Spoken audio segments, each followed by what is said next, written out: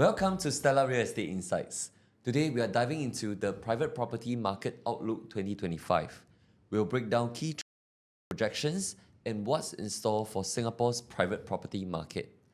Yeah, so let's talk about 2024 first, right? For new launches, 2024 has been a year of two halves. The first half was rather muted, with only about 1,889 units sold due to the high interest rates and fewer new launches. And this figure is also the lowest half-yearly figure since 1996. But in the second half of 2024, we saw a big turnaround. Sales were estimated to have hit 4,000 to 4,005.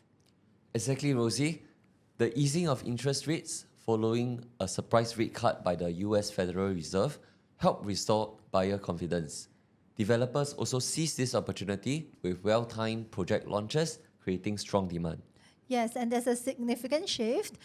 Two major new launches contributed to this. One is Emerald of Katong and the other one is Chuan Park. Yeah, they took the spotlight. I was personally there at Emerald of Katong. My client was one of the last few to grab the unit and it was almost 100% sold on the first day. And that was like a total of 835 units, followed by Chuan Park with 714 units. This large-scale project succeeded because of three things. One, strategic location. Number two, comprehensive facilities. And number three, very, very good marketing. This also reflects a growing preference for integrated projects that cater to evolving lifestyles, especially with quality fittings and convenience-focused amenities. Correct. So looking ahead, what's the driving momentum for 2025 and what's on the horizon? 2025 is set to be exciting. Developers are expected to launch about 14,000 units, including executive condominiums. Projects like Marina View Residences, Parktown Residence, and Alta are already drawing anticipation. And for the EC segment, right, I was informed that there'll be a surge of new units, right? 2,030 units, and this is like the highest since 2016, right? And the key projects are like Orel of Tampines and also Plantation Close. That's great news for both investors and upgraders. Rosie, with such strong supply, how will prices behave? Despite increased new launches, prices are projected to remain resilient with an estimated growth of 3% to 6%. Resale transactions are also expected to be strong, ranging from 11,000 to 13,000 units. Right, Rosie. What's interesting is that private residential completions are expected to drop by 41% from 9,103 units in 2024 to 5,348 units in 2025.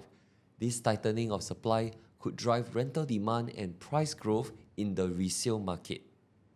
Very interesting. Looks like HDB upgraders will continue to play a major role in the resale segment next year. All in all, the private property market has seen notable growth in recent years. In 2024, prices rose by 3.9%, fueled by strong demand and limited supply.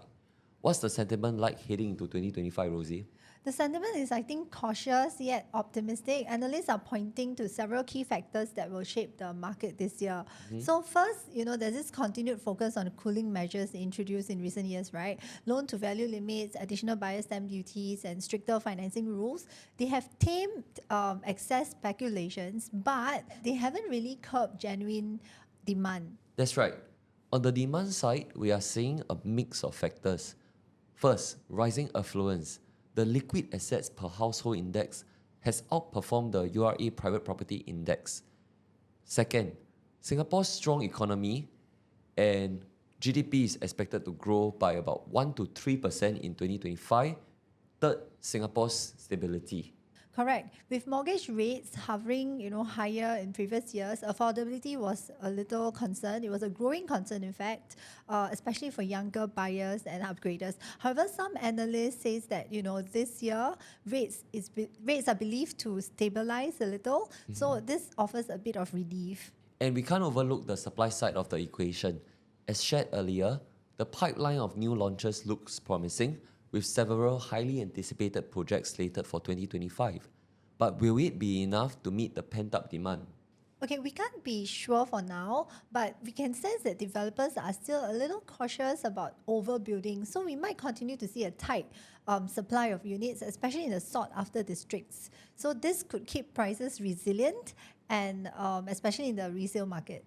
Speaking of the resale market, that's where things get really interesting. With considerable number of new launches, buyers may still be resistant due to the waiting time of the projects to be completed.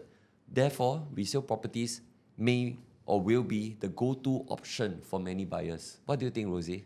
Well, what I think is just like what the analysts say, resale properties will remain a key part of the market in 2025.